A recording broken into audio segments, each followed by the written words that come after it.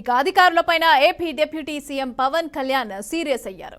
ఏళ్ల తరబడి ఎన్ని కేసులు పెండింగ్ లో ఉన్నాయో వాటిని పెండింగ్ లో ఉంచడానికి గల కారణాలు తెలపాలి అంటూ అధికారులకు ఆదేశించారు. అంతేకాకుండా వాటి వివరాలపైన కూడా నివేదిక సిద్ధం చేయాలని కోరారు.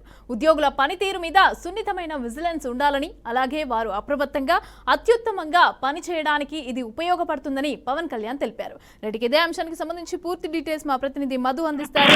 మధు, చెప్పండి, పెండింగ్ లో ఉన్న కేసుల వివరాల నివేదిక అంతా కూడా ఇవ్వాలి, అన్ని క్లియర్ చేయాలి అని చెప్పి పవన్ కళ్యాణ్ అయితే ఆదేశం ఇవ్వడం జరిగింది. దీనికి సంబంధించిన డీటెయిల్స్ ఇవ్వండి. విచారణకు సంబంధించి కేసులు మొత్తం అంతా దాదాపు 20 సంవత్సరాల నుంచి పెండింగ్ లో ఉన్నాయనేటప్పటికి అంటే ఒక గంట డిప్యూటీ సీఎం ఒక ఆశ్చర్యం వ్యక్తం చేస్తారు, అదే విధంగా కూడా ఆగ్రహం కూడా వ్యక్తం చేస్తారని చెప్పుకోవచ్చు.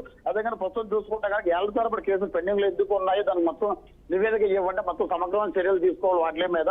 అదే విధంగా చూసుకుంటే కనుక ఉద్యోగుల పనితీరు మీద కూడా సున్నితమైన విజిలెన్స్ ఉండాలి.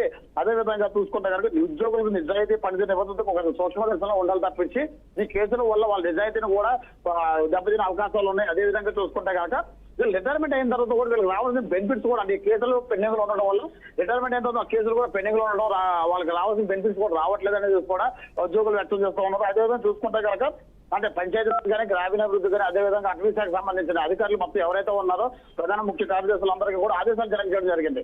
ఏదైతే విజిలెన్స్ సంబంధించిన ఏసీబీ సంబంధించిన కేసులు ఏదైతే పెండింగ్ లో ఉన్నాయి మొత్తం అంతా కూడా నివేదిక ఇవ్వాలని చెప్పి దాని సమగ్రమైన చర్య విచారణ చేపట్టి ఆయన త్వరితగతిన మొత్తం అంతా విచారణ చేయాలని చెప్పి కూడా పవన్ కళ్యాణ్ చెప్తూ జరిగింది. అయితే ప్రస్తుతం చూసుకుంటే కనుక దీన్ని బట్టి చూసుకుంటే కనుక ఈ కేసులు ఉండడం వల్ల వీళ్ళ క్రమశిక్షణ రహితంగా కూడా శాఖపరమైన విచారణకు సంబంధించిన ఏళ్ళ తరబడి పెండింగ్ లో ఉండడం వల్ల వీళ్ళు అంటే ఇటు నిజాయితీలు చూసుకోవడం అదేవిధంగా పెద్దలకు సేవ చేయడంలో కూడా లోపం వస్తుంది.